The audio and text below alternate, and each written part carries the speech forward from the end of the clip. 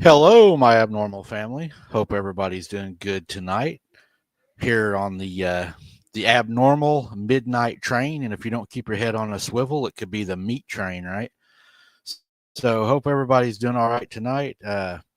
Hanging out here. Been talking to the wolf lady a little bit backstage. She's been keeping me busy. Been trying to keep Jesse awake, and I'm going to go ahead and throw Jesse in here real quick, just in case I am lagging or if there's any trouble, she'll be able to let me know.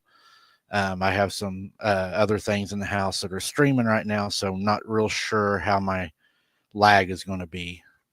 Good morning, everybody. Officially morning. It is now a new day. It is a new day. Yes. Yes, it and is. Today Yes. is, a blessing from God. Mm-hmm. Every day I wake up, it's a blessing from God. I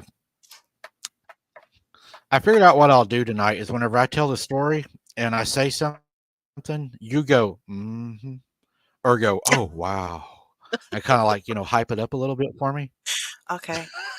That's Need going to be need part of like your job today. cue cards or something, right? Ooh.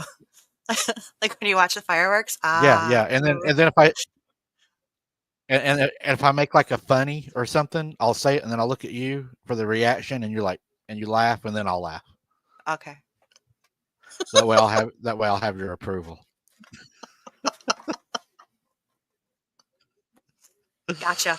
10-4, good buddy. Probably should not probably should not have done a live this late at night, guys. But hey, you never know what you're gonna get around here. It's like a box of chocolates, and almost every one of them's got a nut in it. Uh, so how's everybody in the chat doing tonight? How is my abnormal family? How has everybody been today? Hello, Michael dear. How you doing tonight? The Wolf Lady Silver Bullet AI mod. We got Michelle McGuire's in the house. AI mod. Yeah, we got to watch her. Lisa's here tonight. Hey, Lisa. Uh, need to get a hold of her. She is going to possibly be one of our new mods. Hmm. So I just need to. I haven't got to talk to her to tell her what we do and everything. Have you had a chance? I have not, no. Was I Okay. supposed to? I Did did. you tell me? Maybe. I don't remember. You I probably got dropped the ball. distracted. I probably, I'm sure yeah. it was. I'm sure it wasn't me. Um, let's see. Since I have to keep a tight ship around here. Yeah. So I don't know if Lisa has ever moderated before, so I don't know. I guess we could. I'm not sure if we want to do. Do we want to do that right now, or should we fill her in so we don't just throw her right into it? Well, I guess, I mean, it wouldn't really matter. Hopefully, it'll be an easy night. Like you said, we've got the cautionary things going on with the slow chat and subscriber mode only. So We is that's up to she? you, Let's see. boss. I guess I could do that, and then I can send you her information, and then you can contact her and let her know tomorrow, kind of what we expect. That way, and what we do, and all that fun stuff. And Oh, she said she's been a mod before. There we go. ah, Lisa, let me see if I can do this real quick. Let me pull up the meat train real quick. Let's see here. Let me turn this down. There we go. Just waiting for it to catch up so I can. There we go. There we go. There we go. Come on, phone. Come on. Where's she Hello, at? Where's she Cubot. at? Good to see you. Um, mm, there she goes. She should have a wrench. Cause the man on the cryptids network has spoken. So now you have a wrench. Hello, Carolyn Rivera. Good to see you. CRJ. Good to see you with us. OCST. Good to see you. I was in your all show tonight, wasn't I? Causing a little trouble in the chat, just a little bit. Trouble? Oh, brat. Yeah, we all want to. Everybody, make sure to tell Jessie happy 51st birthday. She's celebrating it. We just had a party over in OCST for her. Everybody told her happy birthday. It was really, You're such a really nice. snot. Really nice of everybody. It is not my birthday, you guys. He's full of it. Hello, Laura England. Good to see you. Good to Hello, have you in the Laura. chat with us tonight. Hello, Laura. We sound like one of those counseling, like one of them counseling shows. Hello, you have reached the voice of hope. If you need to speak to somebody immediately, please call 911. But if you need to speak to a counselor, Please wait 15 yeah, minutes. entertainment And then purposes only. 911, please hold.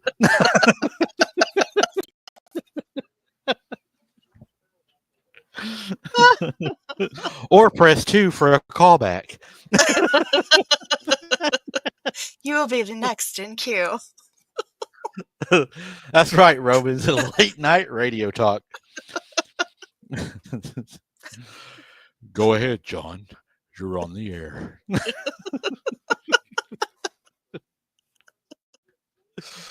That's funny. You never know what's going to happen around here, I guarantee you. Guarantee you. Infinite 7, good to see you. Watch out. Don't tap out, cornbread. Nah, I don't even know what a tap out is. Mine are all KOs, buddy. KOs. Let me tell you all a story. I about fought Mike Tyson one time, guys. And he was about to go pro, but they said, no, we're not letting him fight the meat train. We're not going to get him hurt before he goes pro. So I didn't get to do that. But after that, though, I ended up opening up my own dojo, and I trained most of the Gracies. So it ended up good for me, anyways. Oh goodness. Like what Belinda says, operator. Boop, boop. Press 0. Oh. The wolf lady said that sounds like New York City. Get a rope.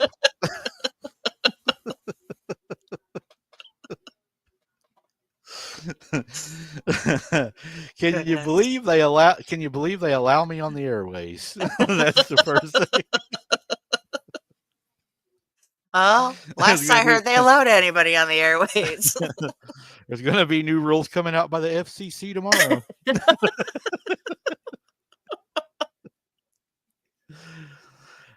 Nancy, the $1 million question. I knew that was going to be coming up. Yeah, I have a statement prepared. I'll go ahead and give it to you now. I went to court today. Now, I'll tell you, we are going to talk about that here in a minute. And that's all. I did show up.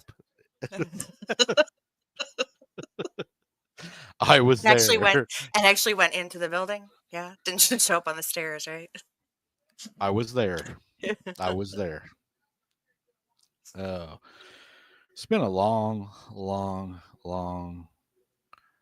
blessed day. It has been. Oh, so. Hello, Nanny Pam. Good to see you. Oh, Nanny Pam. Better? Good to see you tonight. Mm-hmm. Oh, can we do prayers, please? We need to have prayers yet for Connie again, and prayers for Latricia. Okay. Yeah, we need to do Connie, Latricia. I don't know the status of Barton's wife, but I would also ask everybody to keep Barton's wife in your prayers also. Mm-hmm. Like I said, I don't know anything, so I'm not. I just know that they could use the prayers. So, Sharon guy, Sharon, we don't tell fortunes around here. Quit reading my mind. I seen Sharon earlier. I could tell Sharon was in a good mood just by her comments, because she put a picture of a cow and it looked like some chocolate ice cream, and said that's what I might be full of. Is that like the? So I don't know how she knows I like chocolate ice cream.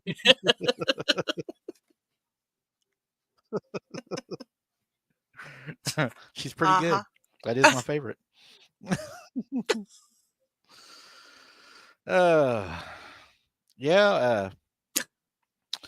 Let's see. That was what I was going to do, was the prayers. I guess we need to talk a little bit about the Patreon. Had a lot of people asking me about the Patreon. I didn't know, and I figured everybody knew, because honestly, I didn't really know, though, so I should have thought about that. I've had a lot of our new people asking me, what is the Patreon and how do we find it? The Patreon is a thing that we do to where we can air videos, photographs, and other material otherwise we cannot air on YouTube. So there is videos in there that we try to do once a month. There's photographs from investigations. There's audio. You can actually reach us on there pretty much one-on-one in the Patreon, a lot easier than you can get us on probably the videos. But we got some pretty good videos we've dropped in the Patreon. And it's also just another way to support the channel. It helps support the channel, the boots on the ground, the going out, the equipment, the tires, and other things. You know, tires seem not to last long around here, but Yeah, it's strange. yeah, Aliens. I blame aliens. the aliens are attacking my tires, and it's frustrating. I don't know what we're gonna do. I might have to Mm. start trading them cows, but but yeah, we do have a Patreon. It does have a lot of extra content in there, and the price, don't hold me to it, but I I started it out at $5. I think Patreon has added something to it. I'm not sure. I don't even know what it is. Do you know what it is for the first tier? Uh, no, because I don't do Patreon. Sorry. I do not, I do not know. Does anybody know? No, I don't know. I'm broke. I'm poor. I am so poor. Thank you for joining us tonight, guys. Uh, can't help it. Sorry. There are some things I know, and there's just some things I don't. Sorry. Four Michelle ninety nine. McGuire said Michelle. she $4.99. Okay. Mhm. All right. So yeah, I knew it was something around. I done the lowest one you could do. Mine's not a $50 tier, and I send you a book of fiction. Okay. You just go in there, you join, and you get to see our videos where we do the breakdowns, where we actually use our minds, and some of our boots on the ground, which I love doing. Which I think I might do one tomorrow night at 9. Just joking, but no. I was gonna do one tonight at 8 and one tomorrow at 9. Not really, but How are you going to do what?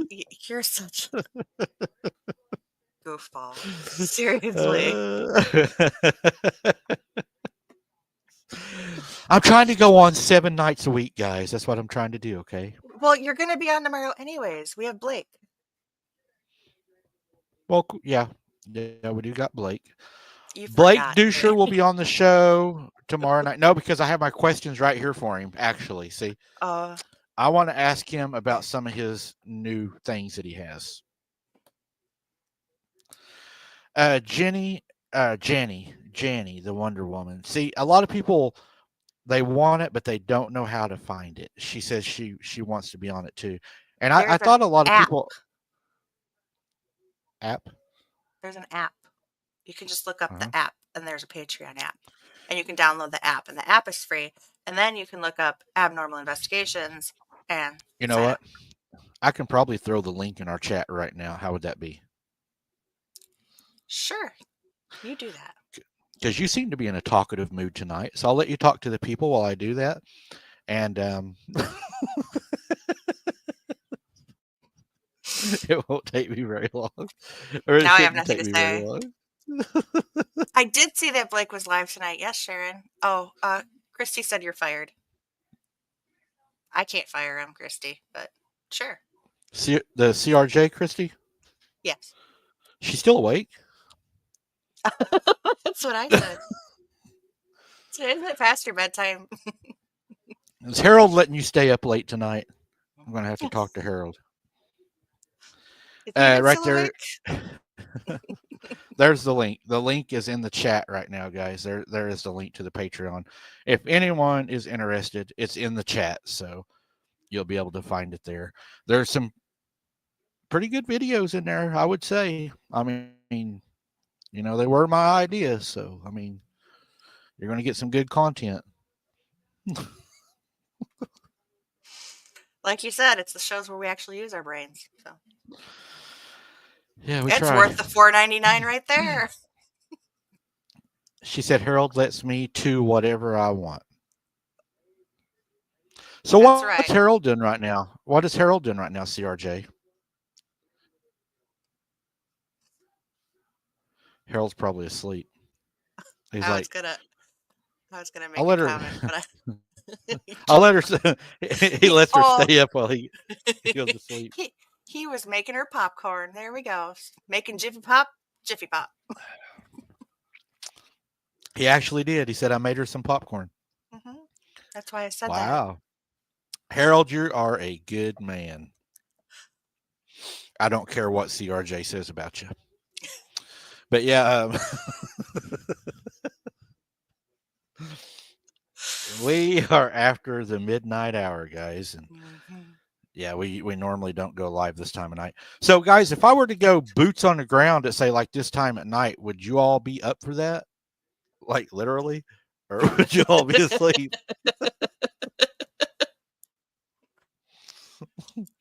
Well, we have people here, so Oh, I'm there's sure Sharon. they. Sharon said CRJ wears the pants in the family. Yep, yep. That looks like there we go. AI mod. See what she says? Probably. Probably. Way for the support. Thanks. Hey, we knew Tim would be there. We can count on Tim. Tim's going to be there. Nancy says yes. Romans is That going to sounds be great. there. Hmm. Hmm. All right. See, most of our people are all late night people. Yeah. How many of you guys actually have a job? Well, I know Sharon has a job. Yeah, nobody in our channel has a job. Don't you ever listen to the news? Yeah, I know. Hmm. And, and we all wake up about 3 a.m. That's when we like to do Yeah. our work. Yep.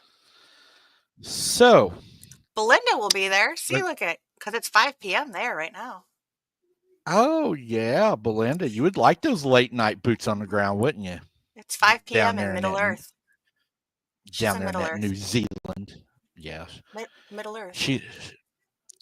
That seems like the further north you go, I think the air gets thinner. I think I read that somewhere. I'm not You're sure. such a turd. Nancy Ponder says she's old and retired. Well, I'm old and wish I was retired. But then I couldn't come on here every night. Hmm. No, Michelle, scoop and poop don't count. If you're not watching us, it doesn't matter. You have to. If you're scooping poop listening to us, then it counts. And around here, we call it chocolate ice cream with eyeballs. And That just sounds horrible. Belinda says that she is. I'm South, Mike. So Belinda's in the South. Yeah, he was making fun of me, Belinda. If you missed that. Carolyn Rivera says she's old. Nah, you guys ain't that old. So, the $1,000,000 question everybody's been waiting for. Everybody, and I don't mean this as a complaint at all. It felt really, really good. I've had a million questions. Um, what happened at court today? What I am allowed to talk about, and there is reasons that I'm allowed, and I will explain those also. Today was a blessed day. We had a good day. There was progress made, and there is progress to be made. It was not a bad day.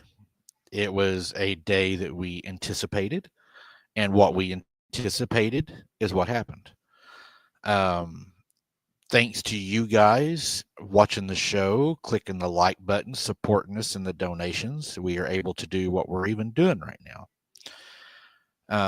I can tell you that there was something that happened without naming it, but to give you guys a little bit because you do support us, there was something that happened we did not think would happen this soon, which really just give glory to God.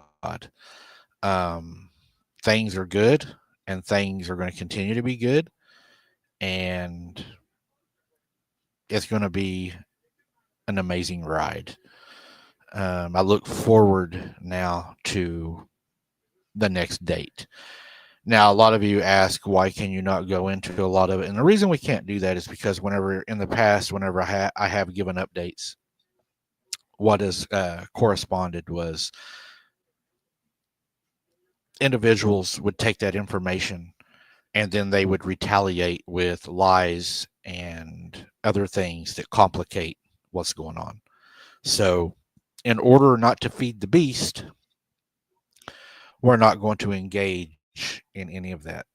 We are just going to let God continue with the will. As long as He's at the helm, everything will continue to prosper. We will continue to take the steps that need to be took. And today we took a lot of steps, and it was a very blessed day. I will say that a lot of happy people on our end, and Hmm. we plan on being even more happier as time progresses. So thank you for your support, everybody. We really appreciate that. Um, I will be writing a book on this channel.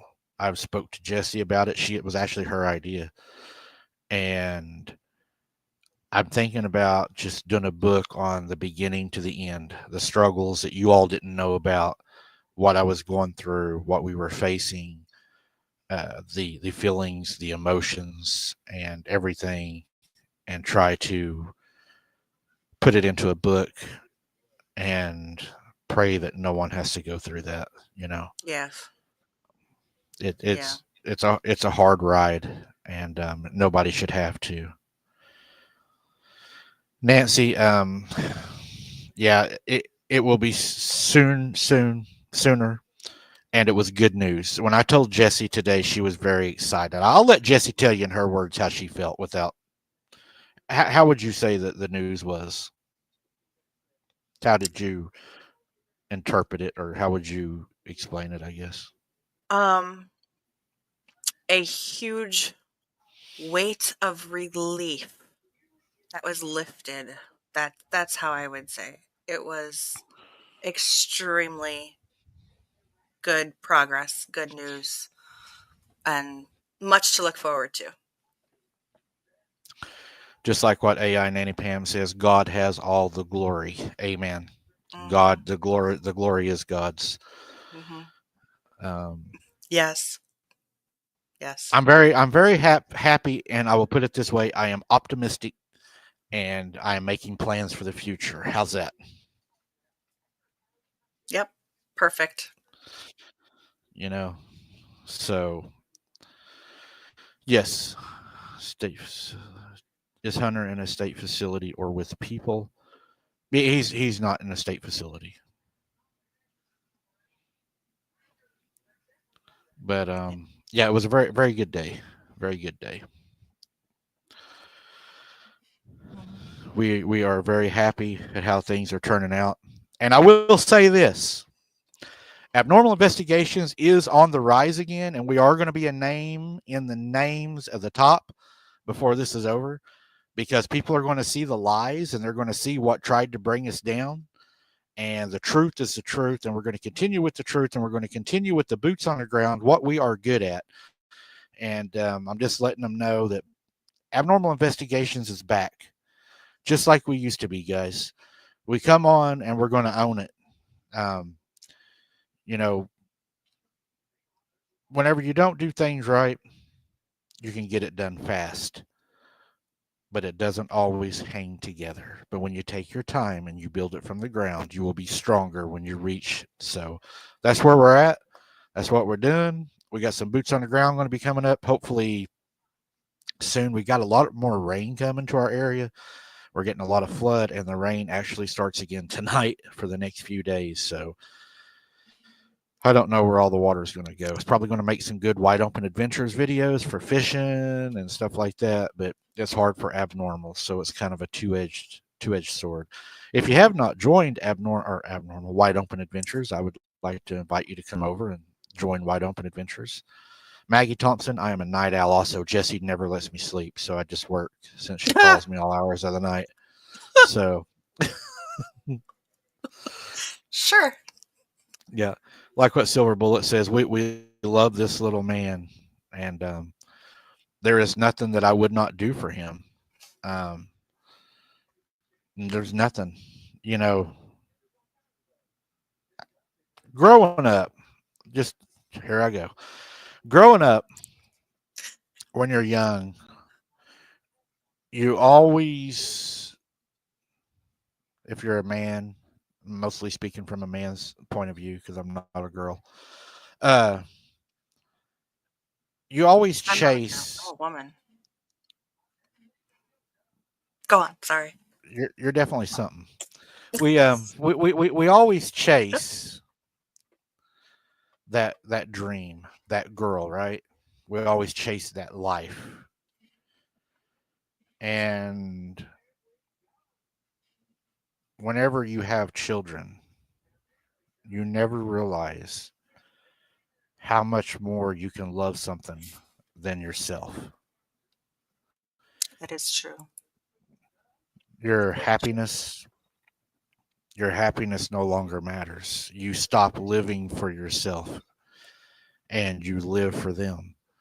Everything you do is to make sure they're comfortable, they're safe, they have what they want, and that they're happy.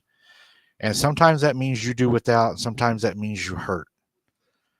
And if you have your little ones tonight, be blessed that you can hug them because I'd give anything to hug mine.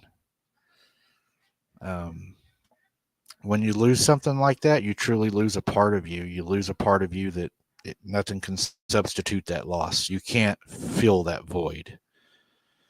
That's a void that is deep and it hurts. But we're blessed that we serve a Father, Jesus Christ, and He will bring out the truth. And the truth later on can really cause people involved that might be on your side right now to turn their back to you when they find out the truth.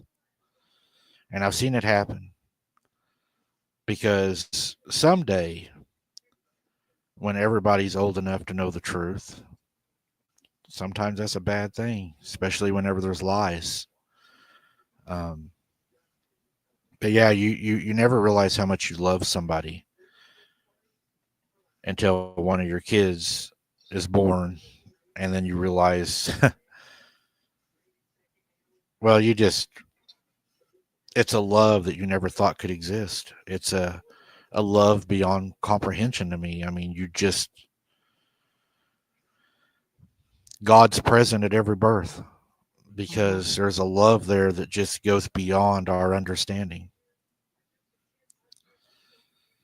And I love that little guy to death, and I'll do anything for him, and I will never stop fighting ever for him. And you know, I'll never stop, and we will do everything through the courts and through attorneys, and we will take it as far as we have to. Um, I promised him that I wouldn't stop, so promise is a promise, and I'm not going to stop. That's what he asked me to do the day he left, so I'm not going to stop.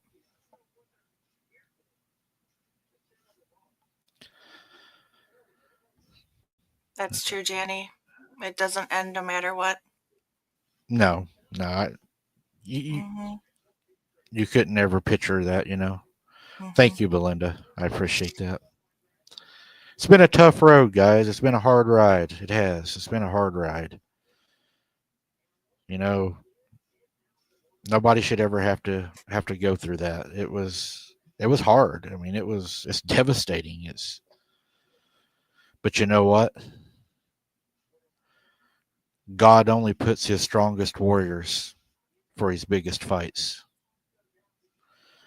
And they were all laughing at one time whenever they saw me on the ground because they knew they had knocked the air out of me. That's what they were all thinking. That abnormal investigations, they lost a lot of their viewers because of the lies and everything, and the channel. The channel was hit hard, and it was. It's the truth. The channel was hit hard. People left over the lies. They left overnight. I watched it happen. That's true.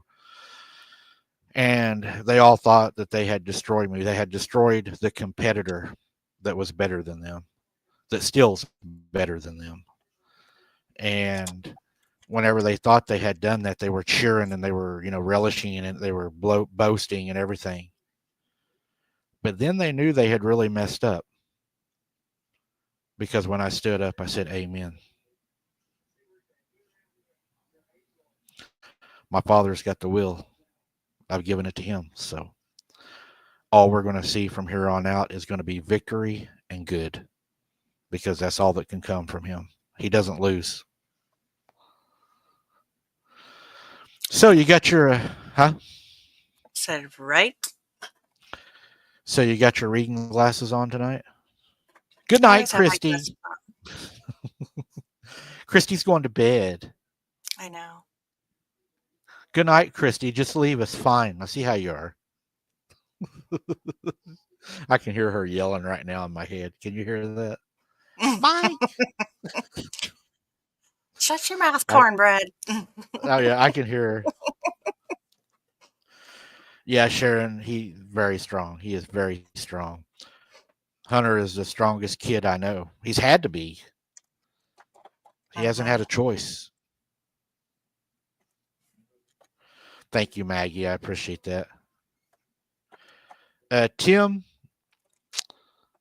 I cannot answer that question, but I will say that is a very good question.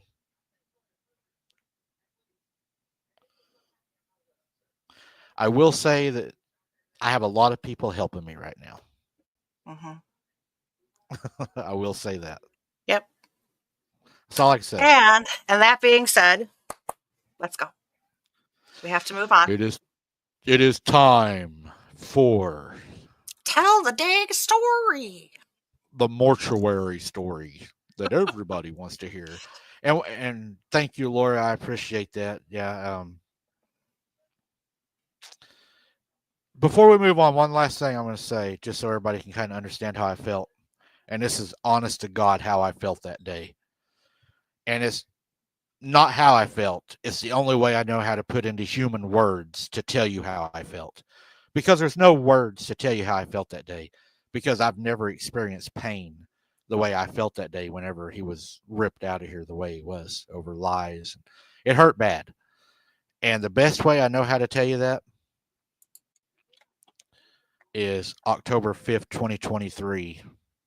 A part of me died.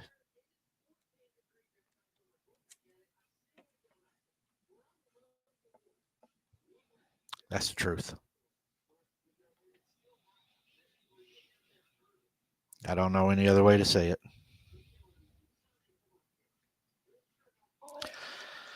So after this story, my uncle was a mortuary worker. So we'll talk a little bit about some of his stories when we get this done if we have time. They're pretty interesting. Some of the things that he went through.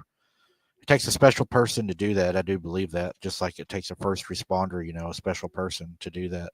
Mm-hmm. Um, I don't think I could ever do it. But we're going to go ahead and we're going to jump into this story, guys. Again, thank you guys for being here. Thank you for listening, and let's see what happens with this encounter that was sent in. Because honestly, I have not read it all, so I may be just as surprised as you are. 1 second. My computer has decided to do a security diagnostics test, so let me clear this off real quick. Are you serious? There we So go. you seriously haven't like even scanned through this? You don't even know if this is like appropriate? I I have proofread it to the best of my ability Oh at the Lord. time I received it, and with the time I had allotted to me to look at it. Okay. Because my time is money, right? I mean, I'm not just sitting behind a desk every night, BSing everybody. At least I do get out there, right? Yep. I mean, I am a boots on the ground channel. God, come on. About right, I'm going to tell this story, guys. Okay. Tell a story. All right. He says, I work as a mortuary transport specialist. My job is to take the dead where they need to be. Because, yes, even after death, you still have appointments to keep. Now, one might think this job requires degrees and training, but let me tell you, it really isn't all that much different from any other delivery job. It's getting the intended parcel from one location to the other. The dead actually travel a lot more than people would think. Anytime you're on a commercial flight, odds are pretty good there are at least two dead bodies in the cargo hold beneath your feet. Mm. Most people are unaware of the job we do. Those of us in the business are meant to be forgettable and professional. Those are the two things you really want to be as a mortuary tech. I have been doing this job for the better part of a decade, and it still has never gotten to me. Death, grief, loss, anger, denial. These are all just aspects of the job. These things make my job very isolating. It is when you feel the most alone that something out there finds you most vulnerable. I don't know what it is, but it finds you at the most opportune time, if not for you.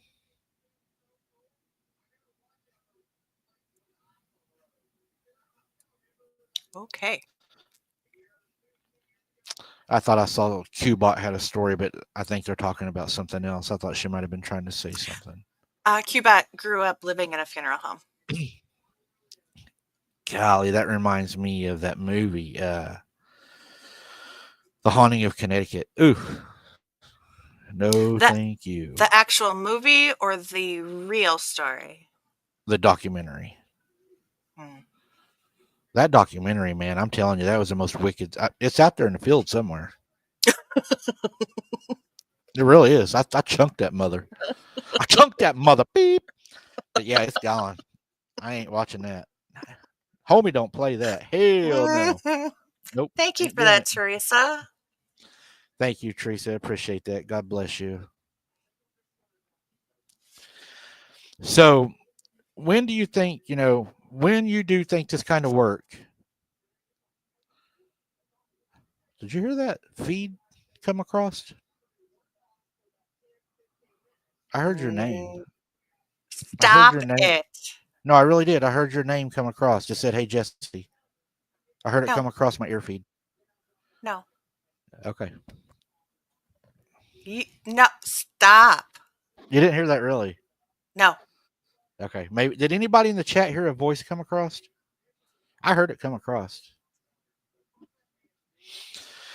It said, when you do this kind of work, a few things are required of you. The most obvious is a strong stomach, followed closely by a very high sense of professionalism in the face of death. Next is at least a gray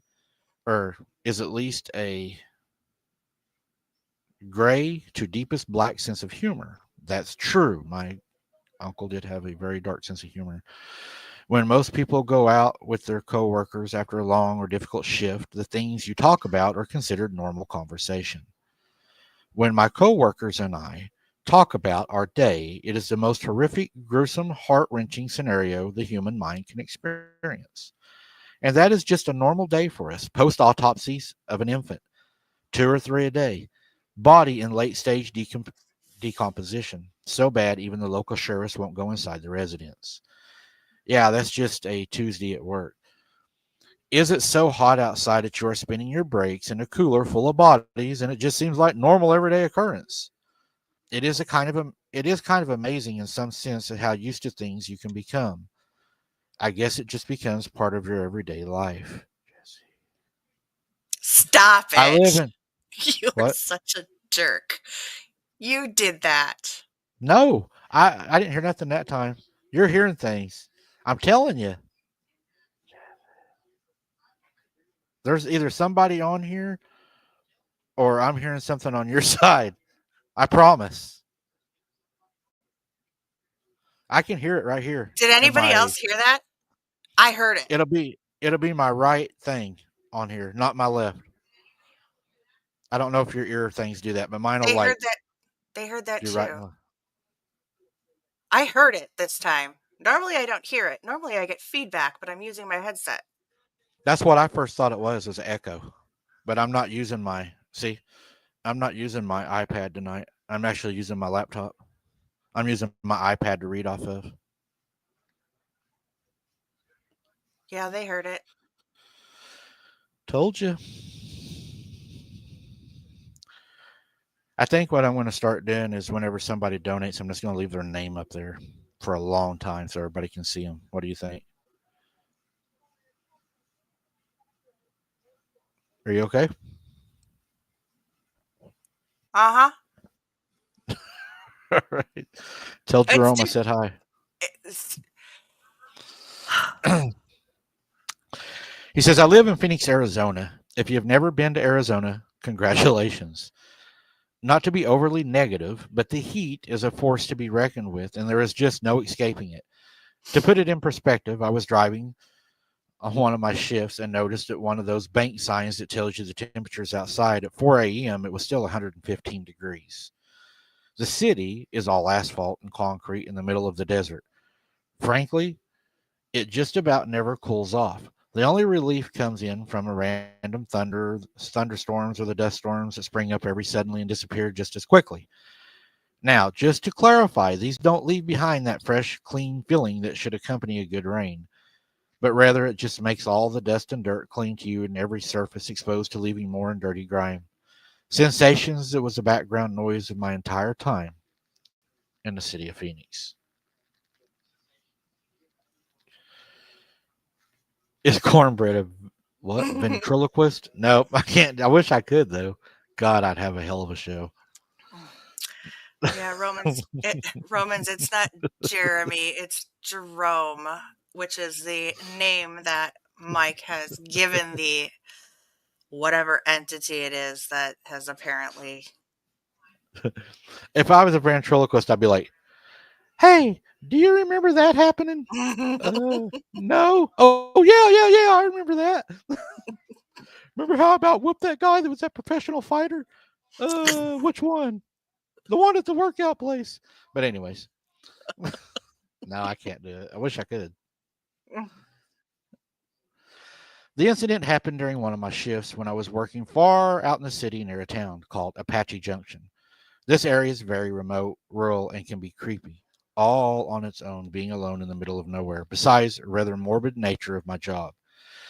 Dispatch had me covering the outskirts while the other two drivers worked the inner city. I had already picked up one descendant from a small mobile home and had been told to wait before heading back to town to drop off at the medical examiner's office because we had another call in the area coming down the line from the sheriff's department. This really wasn't an ideal situation for me. The night's earlier call had also been the sheriff's department wellness check that hadn't turned out so well for the person being checked on. Without going into the graphic details, they lived alone pretty far from the neighbors, so the person in question had been deceased for quite some time before anyone had taken notice. In short, the smell was pretty bad, even the sealed in the body bag. Knowing that clearing a scene can take hours for the sheriff's department, I was dreading the next few hours waiting in the middle of nowhere for the call to come in to load the body. Could you imagine sitting out on a dirt road and you're waiting to know you're going to go pick up a body in the middle of the night and you don't know what's happened, but you know that it's being investigated? You don't even know what you're going to go pick up or how many Well, you know pieces. I mean, you never know. well, when you put it like that. Yeah. I mean, that would really bother me. Not, I'm the type of person it doesn't bother me to know, but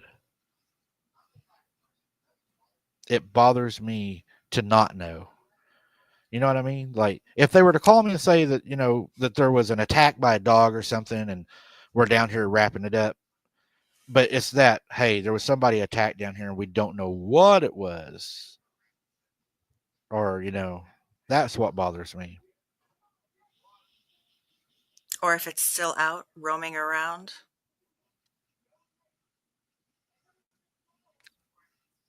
Yes. Hmm. Okay.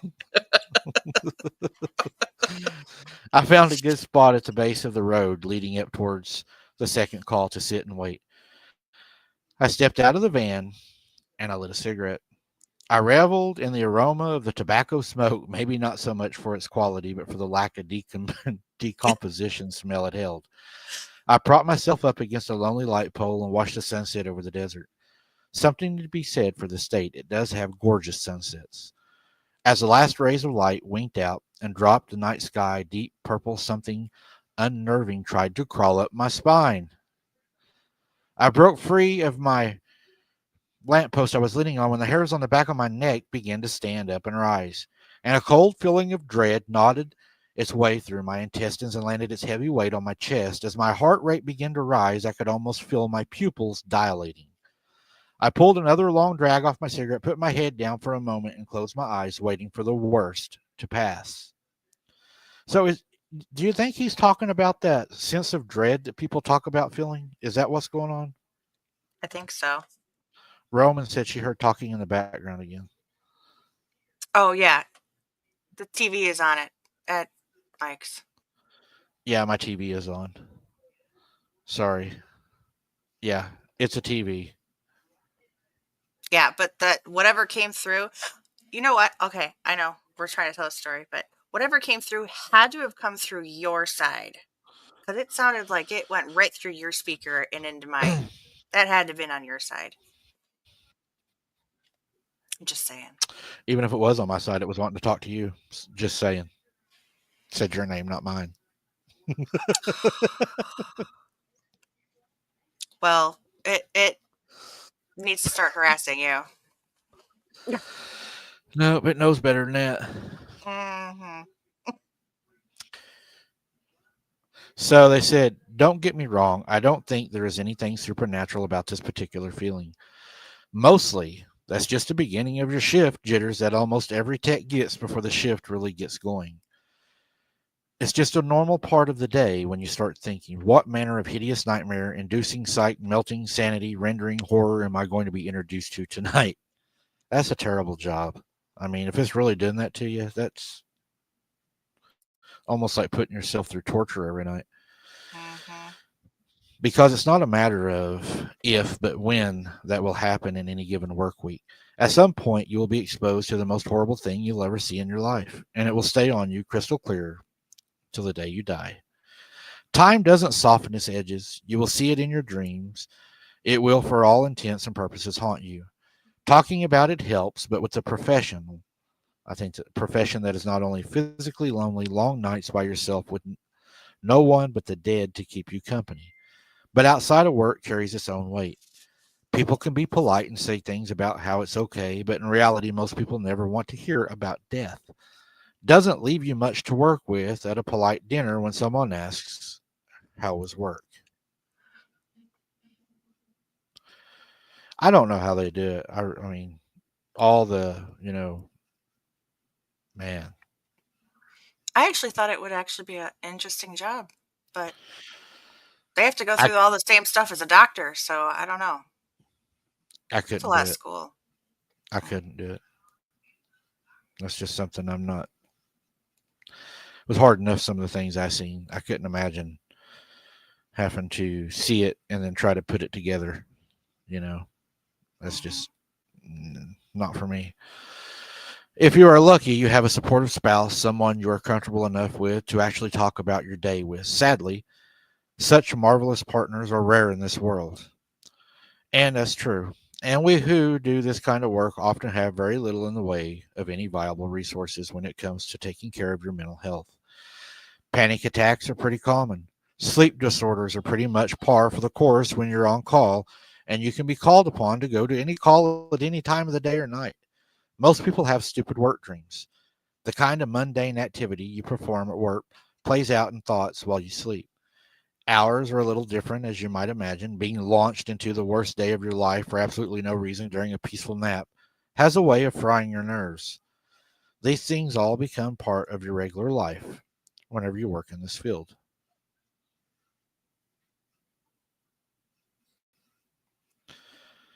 Okay, Lisa, you can go outside. It's okay. Is she taking us with her so that she doesn't get scared? Danny does that. When she takes Yeah, the she garbage is. out at when she takes the garbage out at night, she says, "Mom, watch out the window." Like, what am I gonna do from the front window? Okay. You know what I think would be a real chore some night? To bring my mom on and have her talk about growing up with these things. How would that be?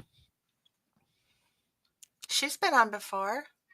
Yeah, but I mean to really have her tell you all the stories, the deep stories of what they. Because there's a lot we haven't talked about, and I haven't talked about because I'm saving it for the book. You sounded like Venom.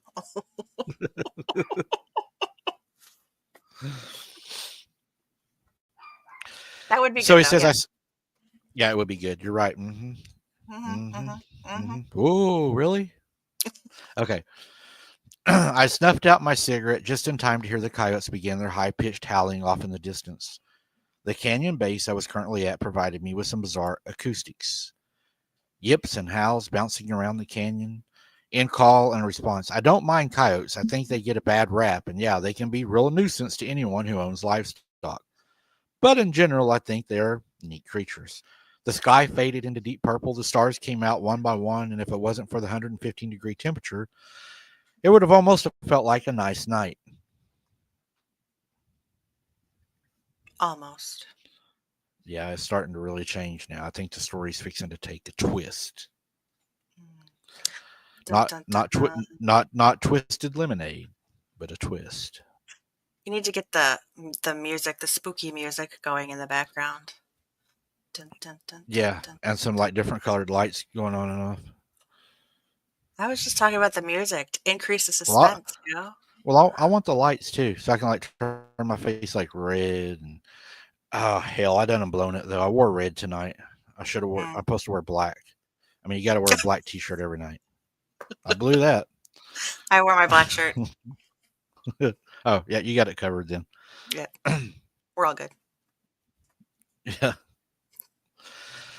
In the fading light, I could just make out the silhouettes of the coyotes moving around the ridge above me. Night had truly fallen, and the nocturnal predators of the desert had begun their evening hunting. The light atop the telephone pole began to flicker to life, casting the odd bluish purple glow that some light poles in Arizona seem to have. The initial cold dread had faded in a mere background noise when a new sensation began to well up inside my chest.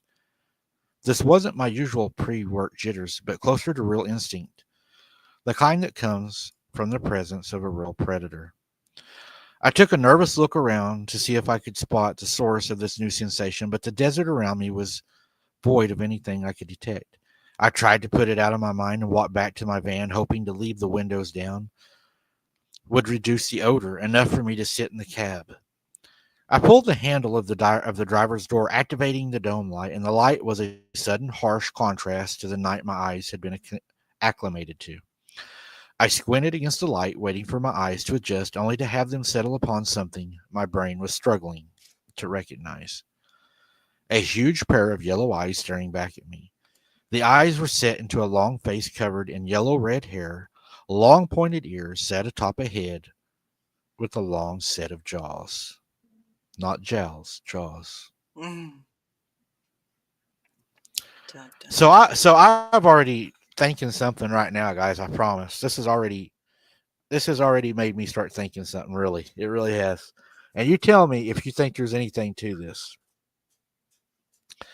If you look back at all the reports of everybody, what everybody talks about, they say that these dogman creatures are the guardians of what the cemeteries. Most people say they see these creatures in the cemeteries, right? Well, isn't Anubis like the wasn't he like the god of death or the underworld too? I think so. Okay. But what I was thinking was, since he is seeing this creature, what does he keep complaining about in the story? The The smell of the smell. body, right? So is that why these things are at the cemeteries? Because oh my God, I cannot go in. I want to go into a little bit of this. I don't know how far YouTube will let me go into this. Okay, so we're going to go just a little bit into this.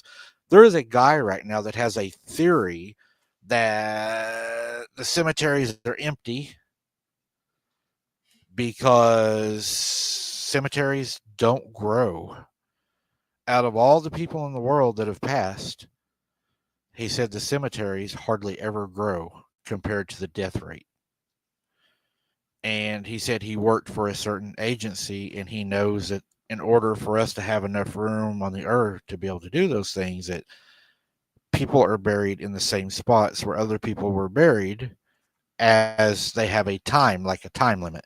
Like this plot has to be there so many years before they can bury somebody else there so that the family doesn't realize there's another name there, right? Everybody outlives the caring about that plot. And those bodies are then turned around and fed to us. Now I can't go real far into that, but I Ew. will say this: there is DNA proof that there is human DNA in meat that is found at certain places. Well, that explains Taco Bell. Goes right through you. Well, that guy must have been a runner. No. But yeah. Yeah, Soylent Green, exactly. Now I know they won't let me go deep into that because if I go down what I read and everything, there ain't no way they're going to let me talk about that. But I think Well, it gives y'all an idea. it would be interesting to think about, but like the cemeteries here, I mean, there's a large area of land that they actually own that have not that don't have plots on them, but they've actually gotten to the point where they are building like oh, I don't know the word for it. The above ground things where they actually put the people in. Like the big stone, Um, I don't know the word. the mon uh, about said it. The Is what are that those things called, Mom? mausoleum? No, that's like a Mausoleums. Is is that that where they what it put the is? bodies in above the ground? Yeah, it's a mausoleum. Yeah. So like a lot of the cemeteries here, they're actually doing that unless you had already pre-purchased like land a long time ago um, Right. for plots. But yeah, and a lot of people also do cremation now. So Yeah, and a lot of people are being turned into trees. that is true. Hmm. You can be a tree now. Tree hugger. I'm going to be a unicorn. That's I don't know. I think we better move on before I get myself because I mean I wouldn't want that to happen to me. I know that's weird, but I A would rather tree? just be. Well, yeah, I don't want to be a tree. Well, sooner or later you'll probably be a tree. I don't want to be a tree. Don't want to be a tree. Wah, wah, wah. I'd Man, rather be yeah, I don't. I'd rather be a tree than bug food. I'd rather be bug food. Mm, no. Yeah, Romans, cremation. That's kind of At least, you know. at least I can make a dung beetle happy for a while.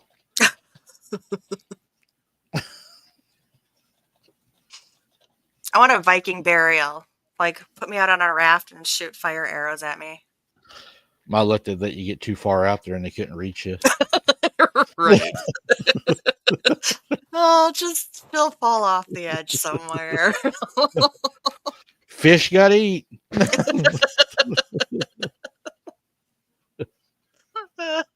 See a shark.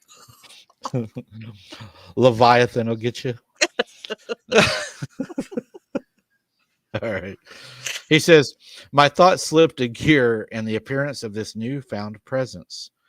I finally lurched my train of thought into a forward momentum and I locked onto what was sitting there.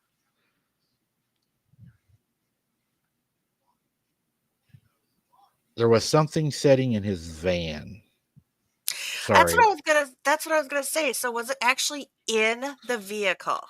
That's what I just slowed down about. Yeah, it was. He said, my forward momentum and I locked onto what was that was sitting in my van. So was it like in the Wow. passenger or driver's seat? I'm Like guessing in the passenger seat.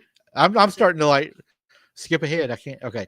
A rather, and this is how he describes it the first time. He says it was a rather large coyote. In its jaws, it held my lunch bag gripped in its teeth.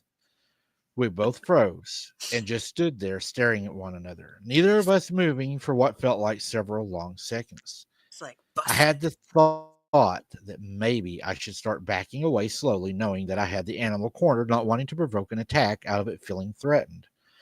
No sooner had I finished the thought when it seemed to occur that to the coyote as well. Realizing it was somewhat trapped in the cab of the van, it then made the decision to go absolutely ballistic. The coyote threw its body in a wild arc around the cab of the van. Coffee, paperwork, my lunch, the cup holder, and the ashtray all got added into the mix as the animal's panicked attempt to find an exit from the vehicle sent it rampaging around the interior. I watched almost amused as the frightened coyote somehow managed to tangle itself in the passenger seatbelt, causing further distress in its desperate attempt to flee. Tore off the visor and the armrest of the seat. I finally wriggled free of the seatbelt and lunged out the window, my lunch still gripping in its teeth. Mm. So wait, was the door closed? Did he go back to the vehicle and open the door? Or were Well, like the windows open? that's what I was starting to say. How did it even get in his van? But Like, I'm already thinking this is not a normal coyote. That's what I'm thinking right now. well, okay, yeah, but that's why I'm asking. So like, okay, if it smelled so bad in there, did he have the windows down and that maybe it crawled in through a window? But were the doors open, closed? I don't know. I think it's kind of funny the fact that it had its lunch in his mouth and acted surprised. Hmm. Thank you very much for that. It disappeared again. Vanette, I'm trying. I'm chasing it. Mm. Thank you very much for that, Vanette. I appreciate that. Uh, Belinda says it's too tall for coyotes. What's too tall for coyotes? The way it The was setting vehicle? up in the van. Oh yeah, I bet she to jump through the window. But they can jump though, man. They can jump like a deer. Out here, they Yeah, jump over our fences. yeah. Coyotes are, well, aren't coyotes actually considered more cats or is that foxes? Foxes. I'd say a Fo- fox. Fox are more cats. Feline. Right. Yeah. Okay. Good night, Sharon. Thank you for showing up and prayers that you get to feeling better. Thank you for showing up tonight. Yep. Night, Sharon. Thanks for bringing the chocolate ice cream. I want the chocolate malt balls that Harold was talking about earlier. I need to get to Walgreens. Everything But is like this, I think 50% mom off. likes mothballs too. I love malt balls. Ooh. Mm-mm. Chocolate malt. Oh, Belinda said for reaching the doorknob. Oh, yeah. Well, I Thank you, Sharon. I don't know many animals that could actually open a door knob. Raccoon, bear, That's what I was going to say. A coon for sure, probably. but not a coyote. All right, here we go.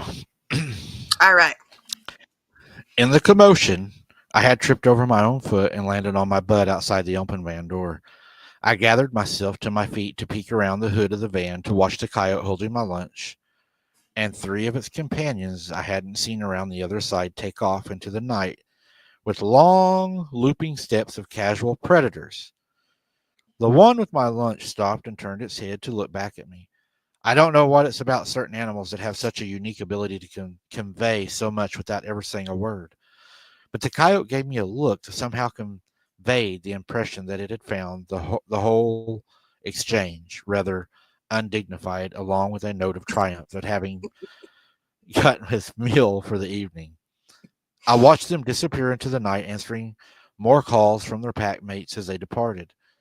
I sighed. I try in my life to not ever give into despair. There is plenty of that in the average day, but today I allowed myself to really ask the question, why me? I examined the ruined interior of the van, idly wondering what my boss was going to say when I had to turn it in at the end of my shift.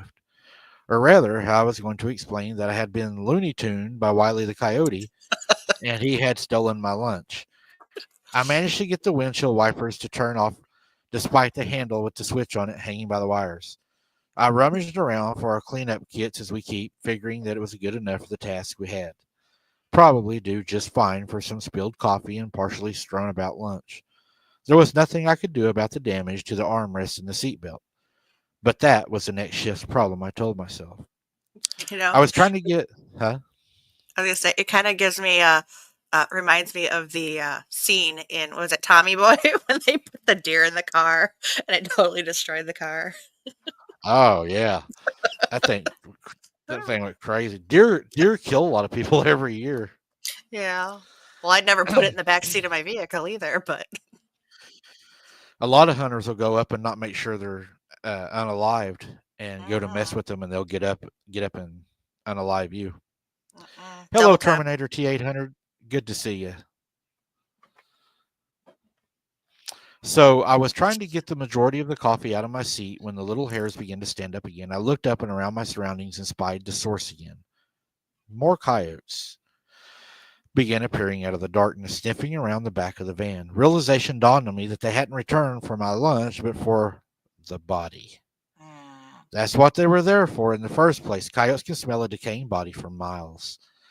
I decided that a change in tactics was in order, perhaps a new place to hang out about while I was waiting for the next call. I climbed into the cab and sat down with less than a pleasing squish into my mm, seat. I managed to get the headlights to turn on, even with the controls at the current state, and began tooling further for the mountains, wondering aloud to myself if the next call was going to happen.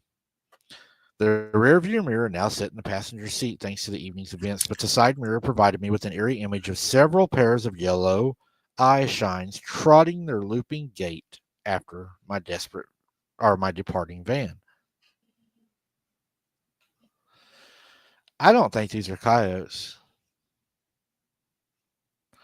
I mean, I have this feeling it's the kind of coyotes that Hunter and Logan saw that day with me.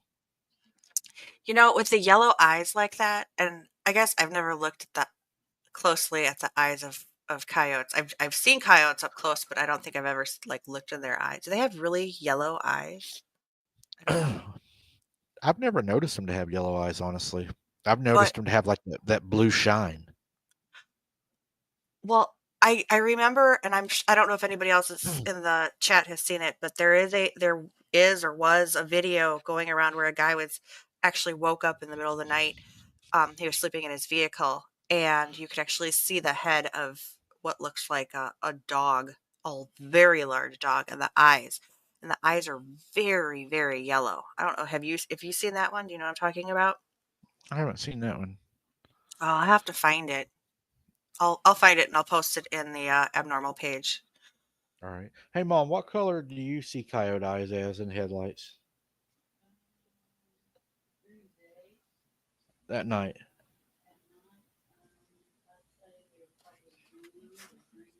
Mom's thinking blue and green. Well, that's usually like the eye shine, but like yeah, So the but the yellow's not common. no, but the yellow was actually like their actual eye color, yellow, but bright yellow.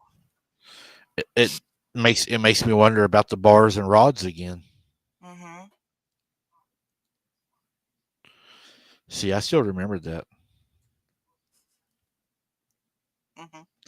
That's what happens when you're smart. All Yes. right. I stalked further up the hill, finding another light pole to rest under. I checked my phone for probably the 20th time in 2 minutes, hoping to get this call over with and to be headed back towards civilization. Before the night had a chance to become any more exciting when I heard the yipping and howling start again. A quick sweep of my flashlight around the surrounding hills showed more pairs of eyes darting amongst the rocks outcropping, and a few bold coyotes were making their way toward the back of the van, sniffing the air as they made their approach. Now, I have to say, this really isn't all that unusual for any of us who have to do night shifts in these remote areas. It's just part of the job, and nights like this tonight are somewhere you just have to roll up the windows and get comfortable with the smell because there really isn't any deterring the predators from doing what they naturally do. So the waiting game is what I was in for. I disagree. Sorry, but I've been around coyotes a lot, and coyotes are very skittish of humans. I mean, yeah, they're going to be interested and they're going to smell it and everything. But in my personal interactions with coyotes, they're going to keep their distance from humans unless they're just starving to death and you're an opportunist. You're the opportunity is there.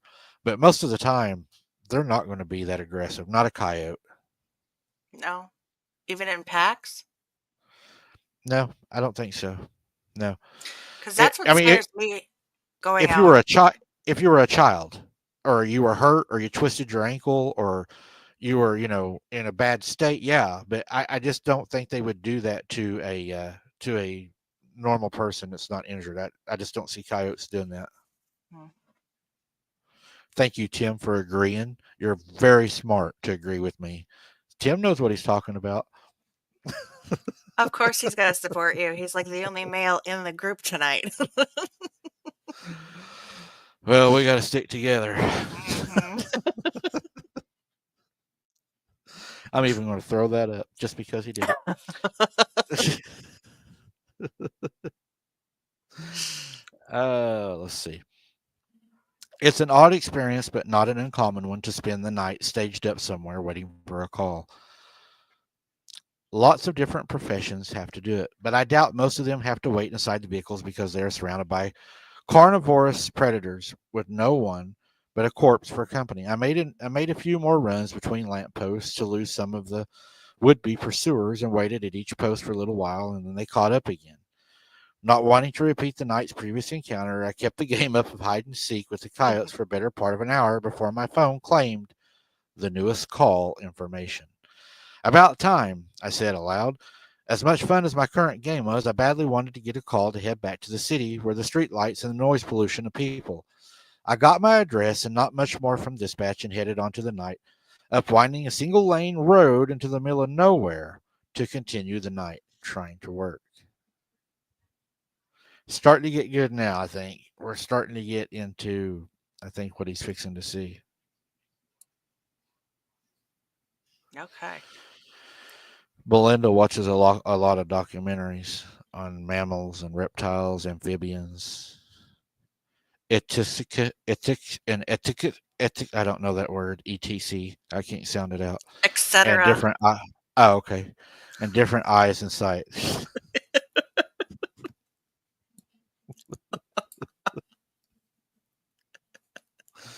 All right.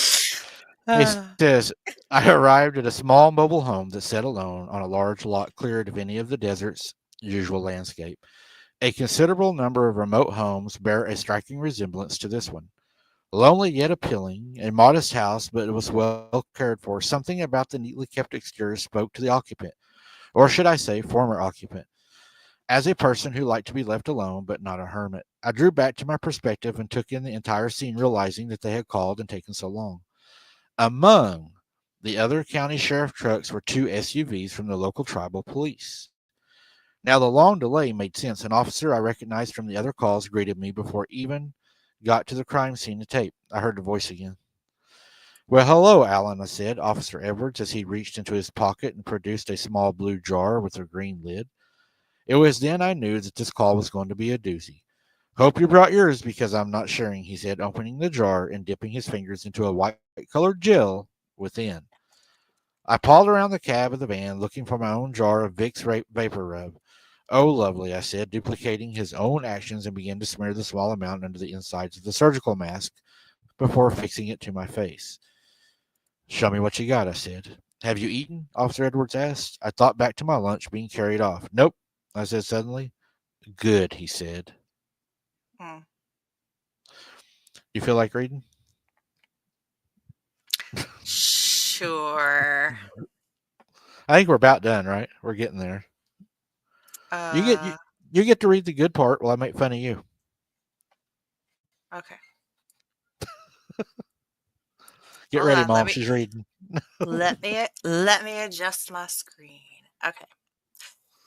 Turns out the tribal police had been called because the body had been discovered by a group of teenagers from the nearby reservation who had been out in the desert setting off fireworks, drinking, and just general teenage hijinks when a Roman candle accidentally landed on the decedent's property. I don't know if I said that right. And they had jumped the fence in an effort to extinguish the offending firework before it had set the house on fire. The empty bottle of beer that had put out the fire was now in the evidence bag, with several others on the hood of the tribal cop's car, and sat on the ground where it had sat on the ground. Around it were three young men with greenish expressions on their face, being given a stern lecture by the officer. They all bore the classic feature of indigenous people, but even with their bronze complexion, I could see their faces pale a bit when they read the words Maricopa Mortuary Transportation. That stood out on the white lettering down the side of my van. The gravity of the situation had struck home for them. It was a look that I was all too familiar with. I need to adjust this. Sorry. I trotted around the back of the van to get out my gurney and began preparing for what was most likely to be another memory I wished I didn't have.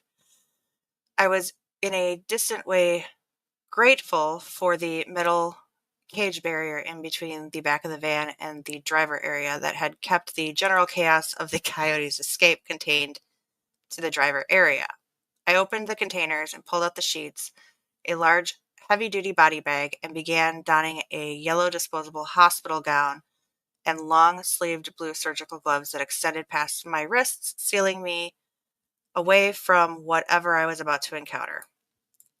The standard attire for my job is all black business wear, and I had already been given a talking to from my employer about overusing the containment gear because it was one-time use and not cheap. But I had generously donated large portions of my paycheck to replace the various suit jackets, ties, and other formal wear over my tenure at this company. And, well, I don't know if you ever have been politely asked to leave a dry cleaner and that to never come back, but I have. When that kind of when that kind of work you do has to come home at the end of the day, only to discover something horrifying stuck to the bottom of your shoe or neatly tucked in the hem of your slacks, thrift store suits are the best option. But I had grown weary of replacing them.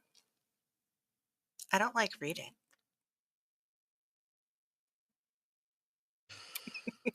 You want me to? I'll do part No, of this. I'll read. I'll read. All right. I pushed my gurney. Ooh, frog. I pushed my gurney around the front of the van, and for a moment was grateful for the short breaks from the odor of the decedent I had already had on board.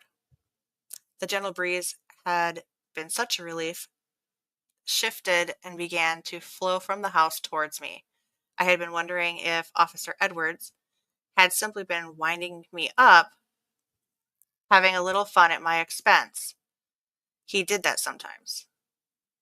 The breeze and what it brought with it from the house shattered dim hope for me before I had even made it to the gate of the front yard. I don't know why people describe decomposition as a sickly sweet smell. It has anything but. If you've ever encountered it, you have my sympathies.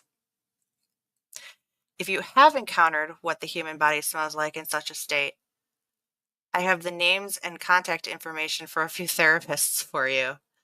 Entropy, in all of its manifestations, you will see, if you are in my line of work, has nothing in common with the word sweet. Hmm. And then he disappears. Thanks. Okay, yeah, sick, yeah, stinky rancid. Well, I know what death smells like on the side of the road. Anyways, I continue. Officer Edwards opened the gate for me while rummaging through his tactical vest, producing a folded bag that he offered me as I got the gurney up onto the concrete walkway.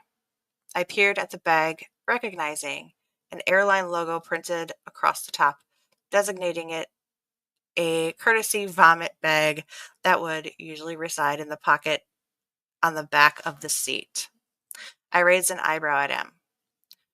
We've seen a lot of these, and I gotta tell you, this one is going in my top 5 for the worst, he said. We already took photos and have a lead on the next of kin out of Bullhead City. Mercifully, the decedent is a small person, and the house was closed up tight enough so that no predators had gotten to them. But he trailed off, pointing to his own ear. I listened. Even from 20 feet away, my ears picked up the low buzzing sound emanating from the house. Flies. Hundreds of them. Again, a part of me hated the fact that I so easily recognized the sound and what it implied. Yeah, they've been here a while, Officer Edwards said, with an apologetic look. Uh-oh. Okay. Sorry, I messed up my reading. Officer Edwards gave me a reproachful look as he opened the door to the modest house. You ready? He asked as he swung open the door. The wave that emerged brought several words to mind. Revolting, putrid, nauseating were among the most acceptable I could put here. I will not go into the graphic details of the scene inside and simply keep it to the description of my job. The body was in late stage decomposition and would require many plastic sheets to ensure its safe travel to the medical examiner's office. While predators had not been able to enter the apartment, the insect presence was nothing short of overwhelming. The rooms had more flies than anything else besides smell. I gathered details with the clinical detachment necessary to maintain my sanity, rummaging a bit to attempt to locate a wallet or any kind of identification to no avail. I remembered Edward saying they had already a lead on the next of kin, so I happily gave up the search and proceeded loading my new passenger into the large black body bag and relocating to a clean space of carpet to try and minimize the amount of cleanup I would have to do later. As I zipped the last of the bag closed, I spared a thought for the poor intern that would have to open this one. This is a really long story. It's not almost done. Yeah, I couldn't do that job. At least not cleaning up. I think that job would take a very, very strong person. I don't think that just anybody could do that job. Mm, mm-mm. I don't think, anyways. So, what do you think that he's been chased by something? My guess is he was followed by something, yeah. You Hmm. want me to read? You want me to read now? I can keep reading. I pushed my gurney out towards my van with Edwards right behind me. He went to put his evidence tags and lockout on the body bag, designating it as part of an active investigation. Grab a drink after the shift? See if we can dull the edges around that one? I asked, beginning to disrobe from my contamination gear. Sorry, Ellen, there's only 2 roads off this mountain, and mine's going to take me a long ways around to get back to the station, was his sullen reply. I could tell he wanted a drink as much as I did after the ordeal. Sometimes the burn of a good bourbon is the only thing that can get the smell out of your nostrils when the day is over. Next time, I said, knowing my own route back down would take me precisely in the opposite direction. I had finished loading and was signing the last of the paperwork when the tribal officer came over to my driver window. Was that you we saw from up here driving around the base of the mountain the last few hours? He asked. Yeah, coyotes caught the scent of my first call I was trying to keep them from destroying my van any more than they already had, I said, gesturing around to the ruined interior of the cab. Doesn't seem to have worked, he said, with a raised eyebrow. Bit of a grin at the corner of his mouth, but his expression had darkened as he began to speak again. You should be careful driving around with that much death hanging around you. It attracts all kinds of unwelcome attention, he warned, flashing me a look I couldn't place, somewhere between threat and warning, but without malice in it. I watched him go back to his car and begin loading the teenagers into the back, who honestly looked relieved to be getting away from the scene. I started the van and set my GPS to head back to Phoenix proper. I'm pretty familiar with the roads, even way out in the more rural areas. However, this close to so many people who value their privacy and no shortage of signs stating, if you can read this, you're in range, made me grateful that my navigation was working. This wasn't a place to make a wrong turn. Too many people here are a little suspicious of outsiders and really any visitors. The people who live here know each other, they know what cars each other drive, and when someone isn't from around their particular neck of the desert. I gave my screen a look of dismay. I am sure it could not have cared less about. I plotted my route down from the mountain back to civilization via number of off-grid minimal maintenance county roads, which was going to take at least 3 hours. Normally I would revel in a long travel time. I get paid by the hour, what do I care? But I usually didn't have two passengers on board who were less than, oh, I'm going to mess up this word, olfactorily pleasing. Smell bad. Inhibited. I reached down into the door and found 3 canisters of air freshener. I contemplated which flavor of perfumed nonsense I was going to use in vain while I propped the back window of the van, hoping to create some airflow as I drove. I did a kind of math only removal tech knows how to do. Not exact, but something akin to distant X amount of air freshener over level of decomp. If you know, you know.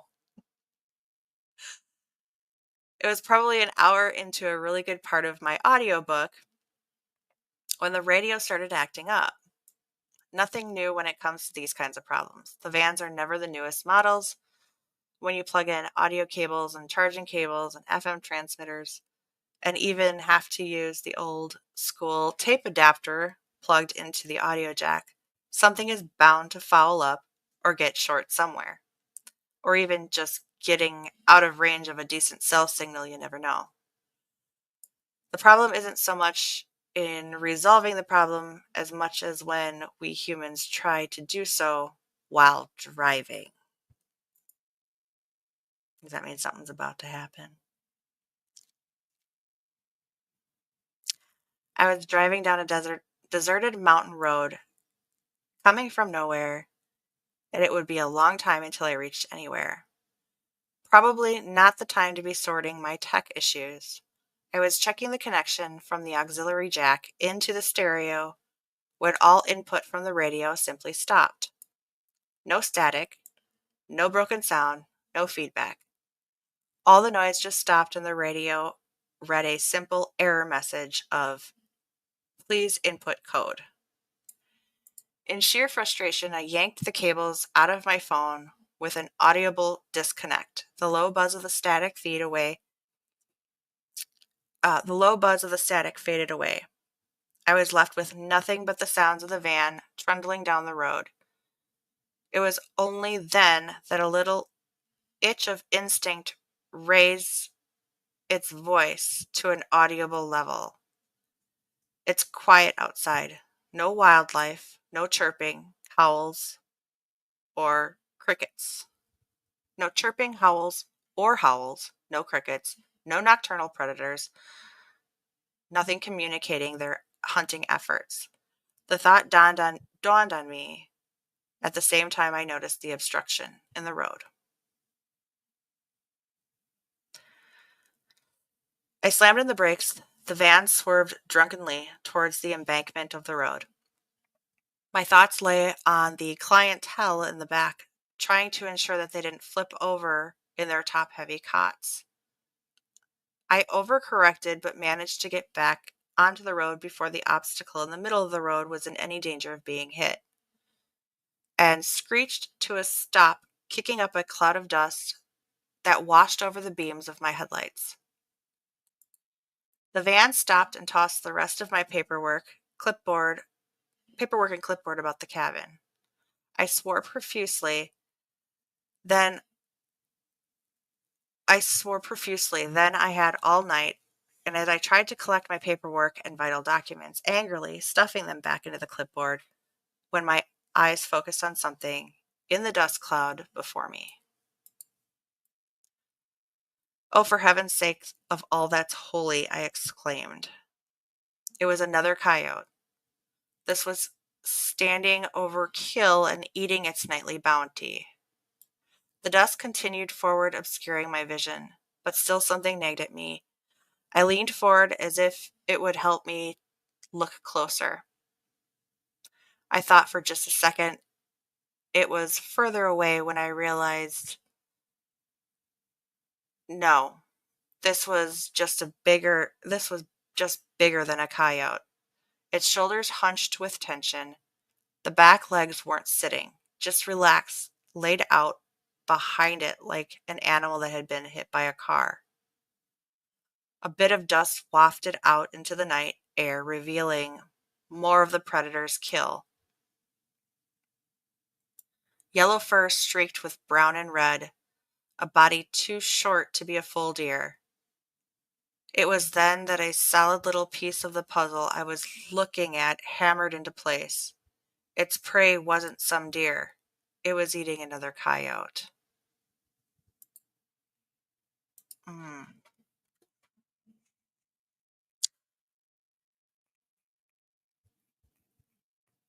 So do you think one of these is like eating another one of them?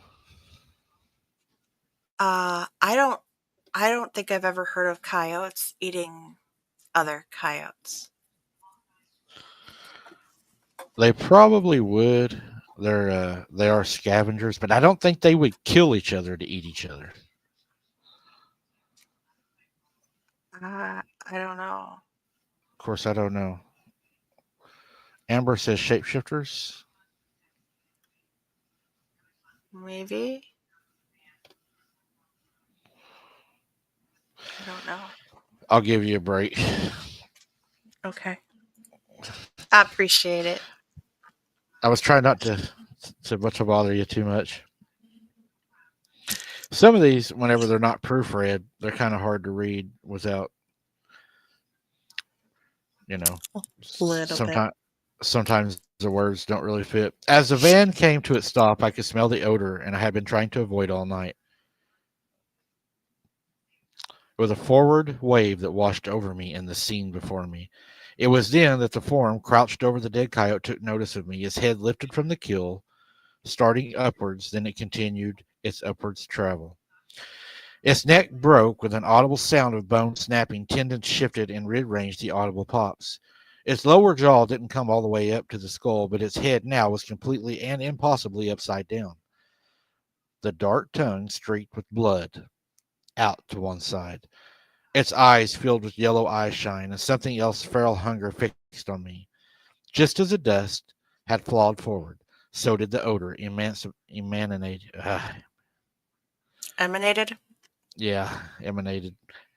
From the bodies I carried with another crackling of rending flesh and the bone, it cocked its head like a canine would do. But upside down, then it sniffed the air.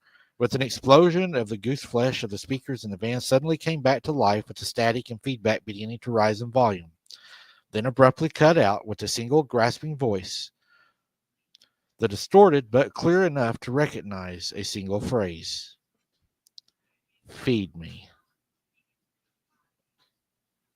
Is that like Little House of Horrors? Feed me, Seymour. So now it's actually Spook. So we know now that they're not dealing with just regular coyotes. Mm-hmm. They know that pretty much to them, that's a food wagon. That's a goodie wagon that he's driving around with out there. Mm-hmm. My mind was still stuttering, trying to process what in the world I was looking at when the whatever it decided to up the ante in the weirdness scale, and without moving its head a fraction of an inch, turned its body toward me and stood on its legs. I thought I had looked paralyzed, and I felt paralyzed moments before began to thicken with the muscle bending and contouring and disconcerting sounds of flesh being rearranged against its natural form. I am no stranger to anatomical abnormalities. I have seen more than my share of bodies contorted into shapes they were never meant to be in. I felt it when my sanity decided I was on my own and ran away into the safe place in my mind, slamming doors behind it as I went, leaving only in the cold clinical detachment of scientific fact and logic. But this was somehow wholly different. The lower jaw had not turned with the body, stretching its mouth into something grotesque.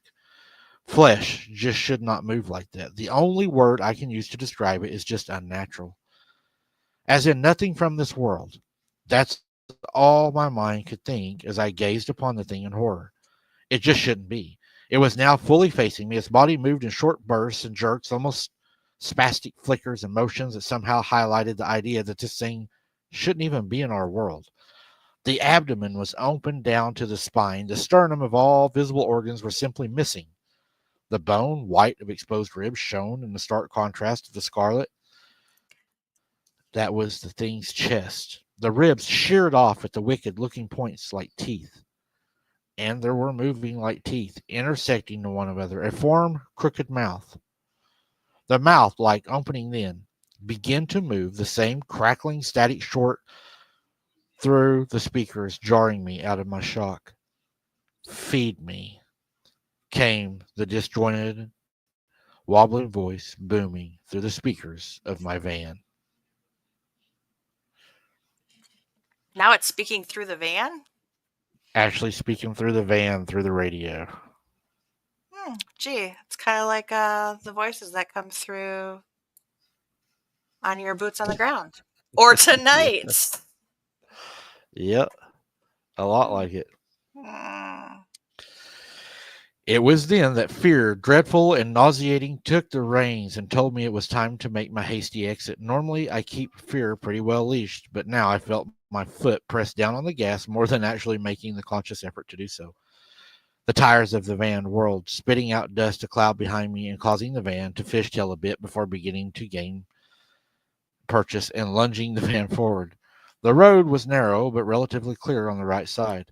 I thudded the van down a bit, throttled, I think is what he meant. But the van was no powerhouse. Its slow gain of momentum gave me all too close up view of whatever was standing on the road, and it went past the driver's side window. This, like several of the memories I have from my job, I will forever be etched in my memory, and it's the most horrifying thing I'd ever seen. Its eyes were still aglow from the eye shine, but make no mistake, they did not look alive, just aware with hunger. They locked onto mine as they went by, and even a brief moment of that contact made my stomach turn. And even with the torturous temperatures that night, I still broke out into a cold sweat as I made my retreat. I instinctively leaned away from whatever it was as I passed and nearly slammed my van into a rock before correcting the course. Have you ever wondered what would happen if you ever wrecked running from something? Uh, Not something I would like to Against think my about. better judgment. Oh, that'd be terrible. Mm-hmm.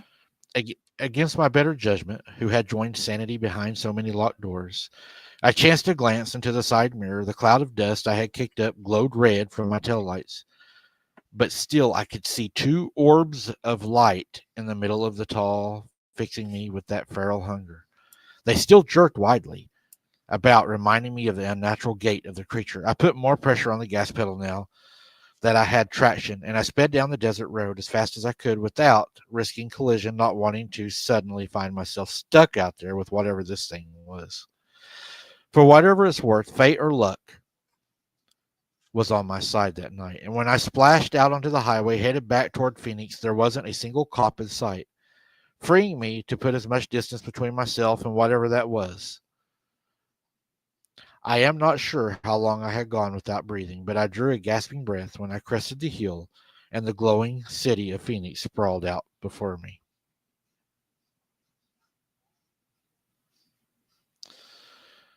He sounds utterly terrified. Mm-hmm. I don't blame him. Upon, oh, yeah, I'd be tearing the tires off of it. Upon reaching the relative safety of the city, sanity decided to come out from its hiding place, joined by rationalization, both arguing for control. One side saying there is no way I just saw what I had, the other telling me now was no time to be questioning my own sanity. I unloaded my cargo at the medical examiner's office in relative silence, answering only the most basic questions.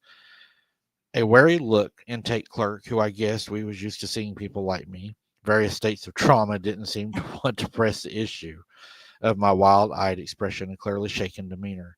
I returned to the field office we used to find the other techs either looking at their phones or lying about some of the couches trying to nap between calls.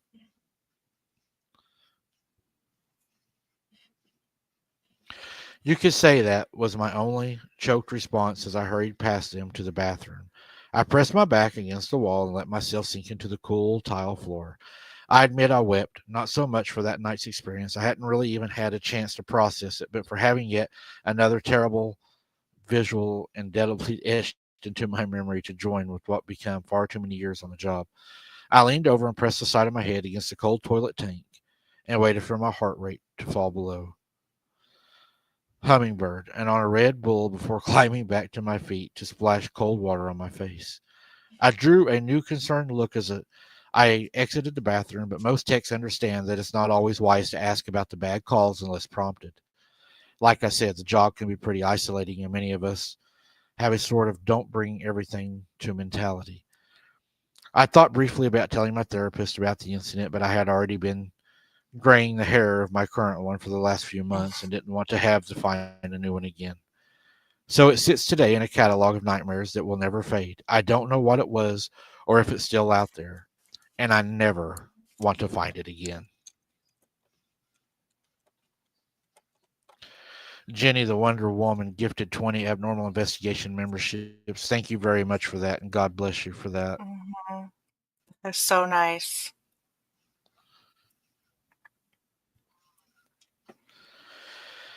So he had a werewolf chasing him. You think it was a They was actual wanting a werewolf, or body. do you think it was like a skinwalker thing? Shapeshifter. I mean, is that? I'm kind of falling back to the shaman that I talked to. Is the wolf lady still present? I know this is going to spark a conversation with her, but I'm starting to kind of believe what the shaman told me. Werewolf, dogman, skinwalker. Well, Yeah. Skinwalker's not the same as the Dog Man.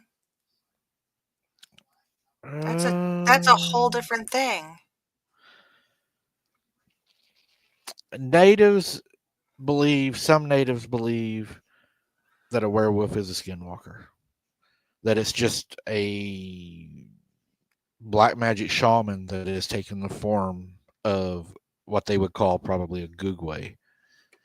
So they also have a somewhat belief that, the crooked legs that people see on them, they'll say that like a dog man has the backwards legs and a werewolf has the human legs. Their belief kind of on that is they're all the same thing. And the reason you're seeing the backwards legs is because it has not fully. Okay, when you see the backwards legs, it is fully shapeshifted. When you see the human legs, that is a relatively new skinwalker that is practicing the arts to become the full creature. They still have the human quality about them, but they're still able to look the part. Man, I wish I could get. There's a guy, and I don't know if we could get him to come on. But his, I do have permission to use his last name. His last name is No Fire. I know him. He's a Cherokee shaman. He is an elder, and I've spoke to him. And man, if we could get him to come on here, he would blow your guys' mind. The way he is able to break it down and explain it, because he takes it from different times and culture and puts it to more of a where it makes sense. Does that make Hmm. sense? He's able to make it make sense, I guess, better than I can. Janny, if you didn't do it, you might need to check because that's Yeah. how it comes up. Hopefully she didn't accidentally hit a button. Hmm.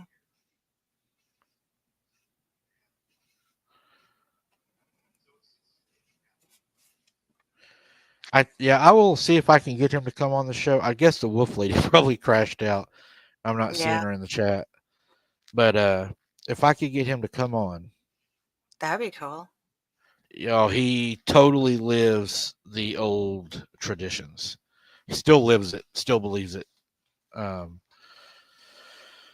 he like he'll even be talking to you and he'll say, "I can't tell you that because that has to stay for certain people." He Mm. won't go in. So it's really interesting how he does that. Hmm. Yeah, in the native country of Oklahoma and our natives that live over by the Wolf Lady. The Wolf Lady lives in a really place where they still practice the old ways. Very common in that area.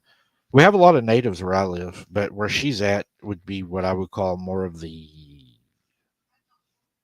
They still follow it pretty close. I mean, they still have their witch doctors, their healers, their medicine men, their Good night, Harold. so, good night, Harold. Some of them even call them, what are they called? Yeah, it's been a while. Mountain doctors, mountain Hmm. doctors, and which they do a lot of that. They do a lot of it. Hmm. That's right, Carla. Carla must know. Yeah, they won't tell you everything. There's a limit of how far they'll go because they believe that their knowledge is sacred, and they don't pretty much they don't want the white man to know some things. That's pretty much what it boils down to because they feel like that they've lost pretty much everything else, and they have their stories, and Understandable. yeah, so they try to keep a lot of traditions secret and alive still within the sovereign nation. Like I told you the other day, I was talking and I was educated about race, and I was told that being a Native American is not a race; it's a Hmm. sovereignty. I was told that by a native that was telling me, we have been told that we're a race, and that's what they want us to believe is that we're a race, but they believe differently. We are a sovereignty, and they kind of take offense to being called a race. I learned, learn something every day. I'm always willing to learn. It's important to keep learning. Yeah, because if you don't, your hair turn gray.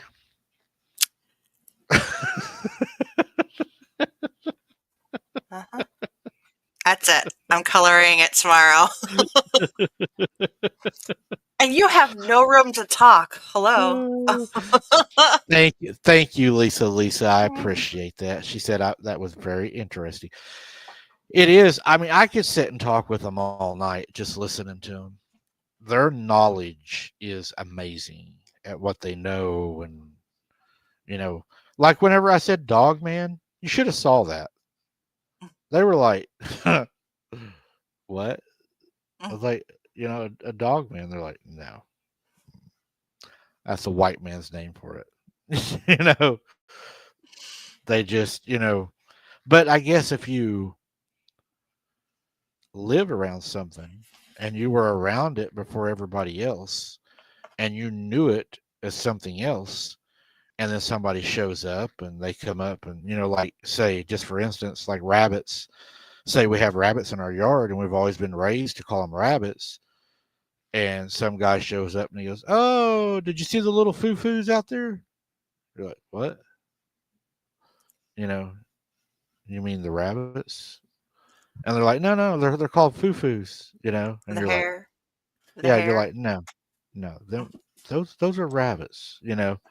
To them, it's kind of comical. I think they're kind of like, okay, Mm-hmm. But they also told me that they used to speak their language. They used to trade with them. They used to talk with them. They used to intermingle with them. That was not uncommon, you Yeah. know, decades back or whatever. They actually would get along. Mm-hmm. John Henry says, "Does that story make you think twice about going camping in the woods?" Around here, John, I think twice about it anyway. Mm. I've been thinking about doing it for sure, but I don't know. I'm probably going to do it. I probably am. I just don't know when I'm going to do it yet because I don't want to put that out there. But yeah, I do want to do that. You're thinking about That it twice a while now. yeah, I have been. I know that that's going to be a bad night when I do that. I know that that's probably going to be a real bad night, especially an all nighter. Yep. That's going to be a tough one. Probably the Mm-hmm. toughest one yet. Well, guys, I wanted to come on. I wasn't planning on that encounter actually being that long. I knew it was a long one, but I had no idea that it was that long. And I mean, we've kept what almost 50 people at 2 in the morning. So Oh, we're not, they hung in there. It was a good you know, story though. yeah. Well, I mean, we're not doing too bad. I mean, we're not talking about DDNs or anything, and we still held 50. So I can live with it. I'm good with it. Yeah. None of that stuff. Yeah, whenever you come down and we do the collab or whatever, I'll just take a picture of you standing in the trees and I'll blur it out and say I found a DDN. Mm-hmm. Uh-huh. Yeah. Michelle, is that a bonfire or a bone fire? I can't go down that road, but I bet Michelle knows what I'm talking about. That would have to be a definite another Patreon Patreon. video. Yeah, Which I actually have a lot of stuff to contribute to that video since the I've bone fire yeah, because from the personal uh, experience or studying. s- studying. So bad. uh, Yeah, my old witch days. yeah, Mm, can't no. hardly find can't hardly find a good broom anymore.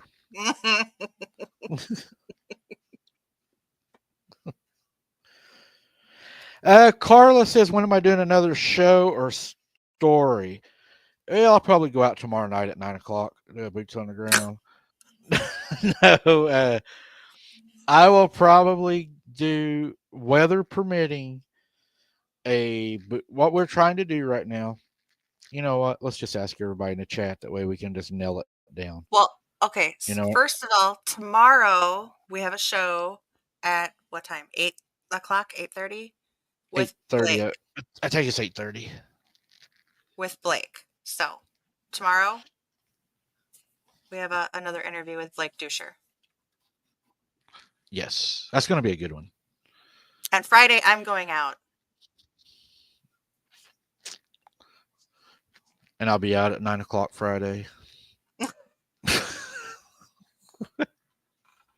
uh, so in the chat, everybody, so we know, because we want to get a permanent date down is what we're wanting to do, so you guys don't even have to ask. You're just going to know that we're going to be on this day, this time.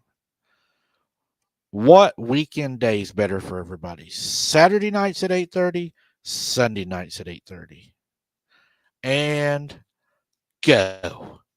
Mm. Romans, I will be doing my night investigation Friday at 9 p.m. Central. Tomorrow is not. Oh yeah, I guess tomorrow is Friday. Technically. Tim, gotcha. Yeah. Teresa says Saturday. Romans. Carlita says Sundays. We got Saturdays. Both. Well, Quiet. we are talking about 2 days a week. We are actually talking about that. Saturday, Sunday. Man, that's a pretty close split right there. Saturday's a Sunday to me. Sunday, Saturday, and Sunday.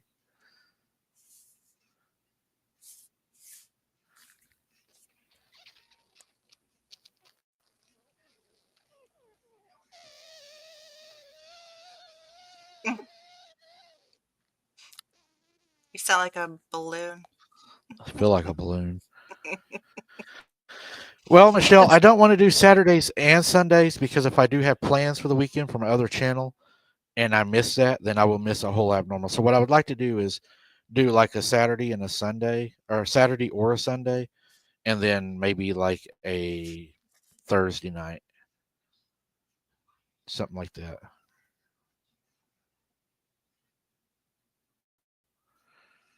Saturday, Saturday.